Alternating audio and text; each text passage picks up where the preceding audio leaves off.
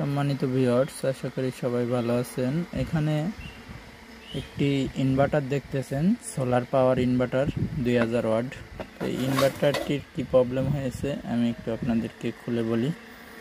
এটার ভিতরে পাওয়ার লাইনটা দেওয়ার সাথে সাথে এটাতে কোনো পাওয়ার দেখা যাচ্ছে না। মূলত এটা একটা অটো সিস্টেম করা ছিল। দেখুন, এটা একটা অটো ইনভার্টার ছিল। কারেন্ট চলে গেলে সাথে সাথে চালু হয়ে যাবে, কারেন্ট আসলে বন্ধ হয়ে যাবে ব্যাটারি সংযোগ। সেই সিস্টেমটি এটাই করা ছিল।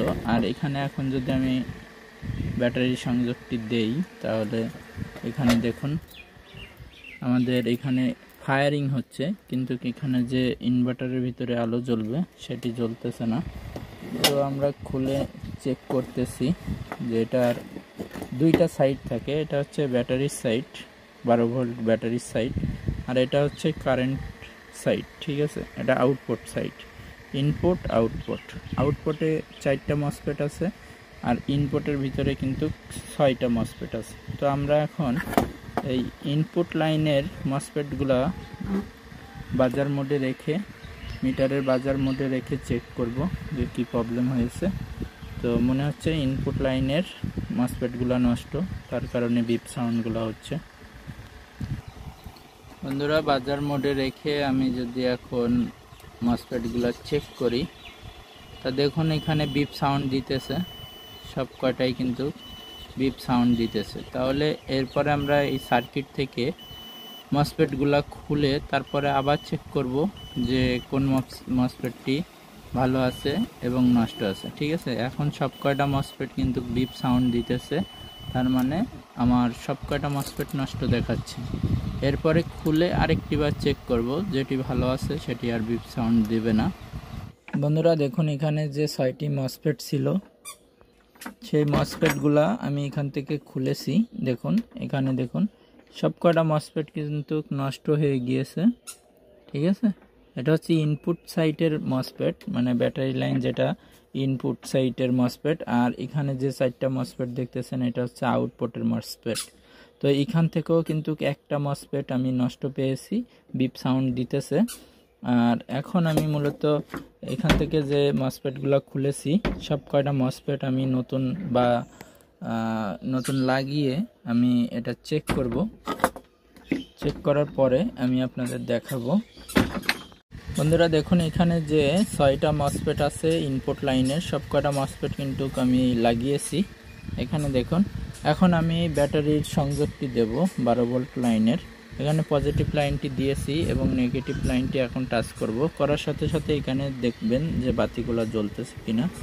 দেখুন বন্ধুরা, এখানে কিন্তু লাল আর সবুজ বাতিটি জ্বলতেছে, আর এখানে একটা ফ্যান আছে, এই ফ্যানটি চলতেছে। তো যখনই আমাদের ইনপুট মসফেটগুলো নষ্ট ছিল তখন কিন্তু আমাদের এই বাতিগুলো জ্বলতেছিল না।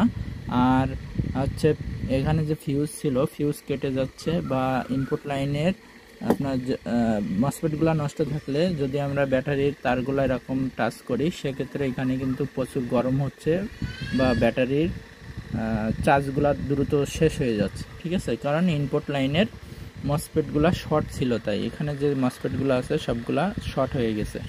এখন আমাদের লাল বাতিটি জ্বলার কারণ কি জানেন? এখানে যে লাল বাতিটি জ্বলতেছে, আমি আবার একটু লাইনটি দিয়ে দেখাই। এখানে যে লাল সিগন্যালটি জ্বলতেছে এটা হচ্ছে ওভারলোড সিগন্যাল। ঠিক আছে, এখন কিন্তু আমাদের এখানে যে 2টা তার আছে এই 2টা তারে কিন্তু আমাদের 220 ভোল্ট বের হবে এই 4টা মসফেটের মাধ্যমে। এখন আমাদের এখানে কিন্তু 220 ভোল্ট বের হবে না, কারণ এখানে ওভারলোড সিগন্যালটি দেখাচ্ছে। যখনই এই লাল সিগন্যালটি আর জ্বলবে না তখন আমাদের এখানে 220 ভোল্ট বের হবে। এই জন্য আমাদের এখন চেক করতে হবে এখানে যে মসফেটগুলো আছে এই মসফেটগুলো যে কোনো একটি বা 2টি মসফেট নষ্ট হয়ে গেলে এরকম ওভারলোড সিগন্যালটি দেখায়। তো আমি এখানে এই মসফেটগুলো চেক করব কোনোটা বিপ সাউন্ড দিচ্ছে কিনা। যদি বিপ সাউন্ড দেয় সেক্ষেত্রে সেই মসফেটটি চেঞ্জ করব। তো বন্ধুরা ভিডিওটি দেখতে থাকুন সম্পূর্ণ। বন্ধুরা দেখুন এখন বিপ সাউন্ড দিতেছে এখানে বাজার মোডে রেখে।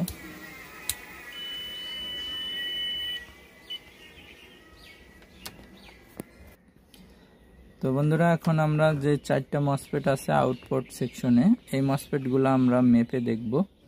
সবার প্রথমে একটা মসফেট আমরা এখানে ধরলাম, ধরার সাথে সাথে কিন্তু বিপ সাউন্ড দিতেছে। তারপরে তৃতীয় নাম্বার লেগে ধরলাম, তা কিন্তু বিপ সাউন্ড দিতেছে। তো তারপরে এখানে যে মসফেটটি আছে সেটির ভিতরে আমরা টাচ করলাম, কোনো বিপ সাউন্ড দিতেছে না। তারপর আরেকটি লেগে টাচ করলাম, তারপর টাচ করার পরেও কিন্তু বিপ সাউন্ড দিতেছে না। তারপরে আরেকটি মসফেট চেক করলাম, সেটাও বিপ সাউন্ড দিতেছে না। তো এখন এখানে যে মসফেটটি আছে এইটাই শুধুমাত্র বিপ সাউন্ড দিতেছে। এখন আমরা মূলত এই একটি মসফেট খুলে আমরা চেঞ্জ করব, তারপরে দেখব যে ওভারলোড সিগন্যালটি বন্ধ হয় কিনা। ঠিক আছে বন্ধুরা, আমরা এই একটা মসফেট নষ্ট পেয়েছি, এটা আমরা পরিবর্তন করে দেখব। বন্ধুরা এখানে দেখুন আরও একটি রেজিস্টার পুড়ে গেছে, সেটি কিন্তু আমাদের পরিবর্তন করতে হবে। এখানে দেখুন, এখানে একটি রেজিস্টার আছে, এই রেজিস্টারটি পুড়ে গেছে, ওপরে যে নাম্বার লেখা আছে সেগুলো কিন্তু দেখা যাচ্ছে না। তো এখানে আমাদের যে রেজিস্টারটি হবে, এখানে 102 রেজিস্টার হবে। দেখুন এখানে 102 রেজিস্টার আমি একটি অন্য সার্কিট থেকে খুলে নিয়েছি। এই 102 রেজিস্টারটি এখানে এই যে R3 পজিশন নাম্বার, এই R3 পজিশন নাম্বারে 102 রেজিস্টার লাগবে। সেই রেজিস্টারটি আমি লাগিয়ে নেওয়ার পরে দেখব এটা ওভারলোডের প্রবলেমটি ঠিক হয় কি। বন্ধুরা দেখুন এখন আমি ব্যাটারির সংযোগটি কানেকশন করব। আর এখানে যে জিনিসগুলো আমি চেঞ্জ করলাম, এখানে 201 102 একটা রেজিস্টার এবং 472 একটি রেজিস্টার, এই দুইটা রেজিস্টার প্রবলেম ছিল, এটা পরিবর্তন করলাম। আর এখানে কিন্তু আরেকটি রেজিস্টার ছিল, সেটাও প্রবলেম ছিল, এটাও পরিবর্তন করে দিয়েছি। 100 ওহমসের রেজিস্টার ছিল, এটাও পরিবর্তন করে দিয়েছি। এখন আমি